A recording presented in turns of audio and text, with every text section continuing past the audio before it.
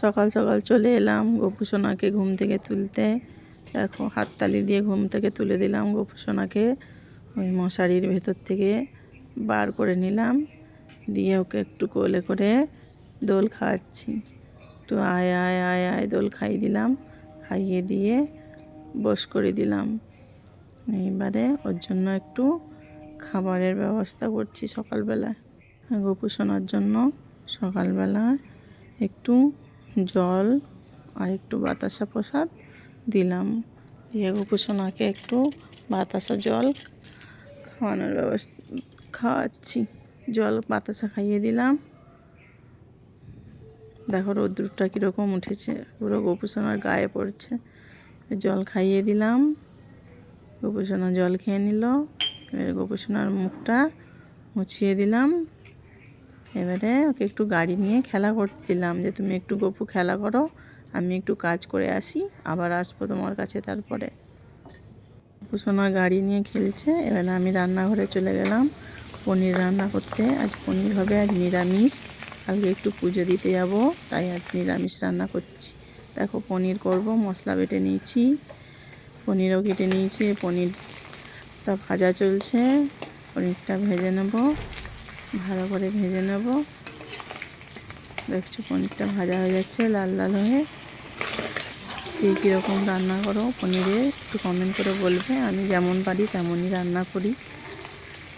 তারপরে মশলাটা কষে নিলাম, এর মধ্যে মগজদানা, পোস্ত আর কাজু বাদাম দিয়েছি। তোমরা কে কী মশলা দাও কমেন্টে বলো, আমি তো এরকমভাবেই রান্না করি।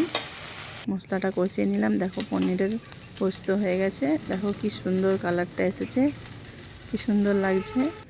আর এখানে নিরামিষ পটলের তরকারি।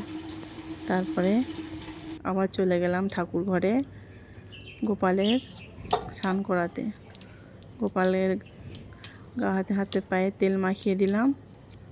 গোপালের তেল মাখানোর পরে ওকে স্নান করাবো।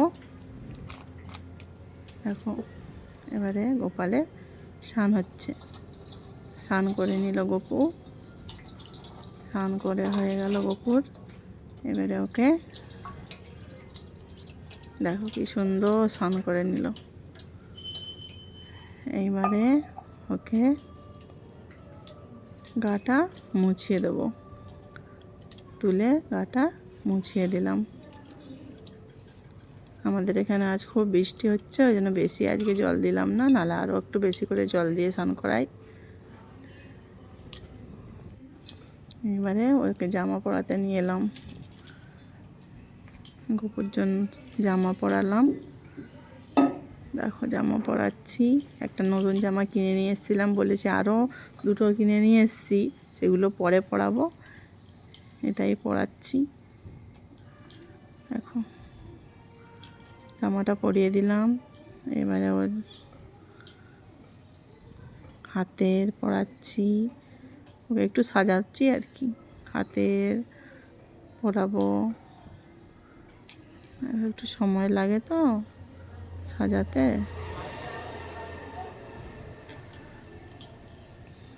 দেখো হাতেরটা পরে নিল। এবারে মাথায়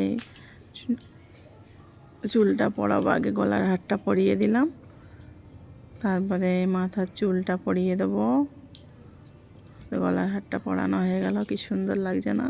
এবার চুলটা পরিয়ে দিব, এরপরে মুকুটটা পরিয়ে দেবো। দেখো কি সুন্দর লাগছে। হাই কিন্তু কানেরগুলো পরাতে তো মনে নেই, আবার কানেরগুলো পরিয়ে দিলাম। দেখো গোপুসোনার সাজ কমপ্লিট হয়ে গেল। দেখো গোপুসোনার সাজ কমপ্লিট হয়ে গেল, কানেরগুলো পরাতে মনে ছিল না, তারপরে আবার পরালাম। দেখো কি সুন্দর লাগছে। এই তো গপু পুরো কমপ্লিট হয়ে গেছে গপুর সাজা। এবারে গপুকে খেতে দেবো, খেতে দিয়ে দিলাম। গোপুসোনাকে পুজো করে নিলাম, সঙ্গে আরও লক্ষ্মী, গণেশ আর শিব, মা তারা সবের একসাথে পুজো করে সবাইকে প্রসাদ নিবেদন করে দিলাম। একসঙ্গে সবার পুজো করে নিলাম। পুরো পুজো হয়ে গেল, গপুকে প্রসাদ নিবেদন করে দিলাম। তারা মার পুজো হচ্ছে, তারা মাকেও প্রসাদ নিবেদন করে দিলাম।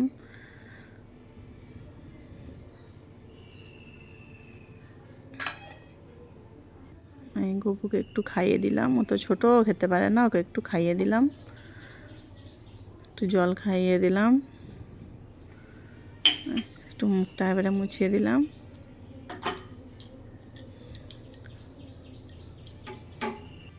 এইবারে দেখো সব ঠাকুরকে প্রসাদ নিবেদন করে দিয়েছি, সব পুজো হয়ে গেছে, এবার পুজো কমপ্লিট হয়ে গেল।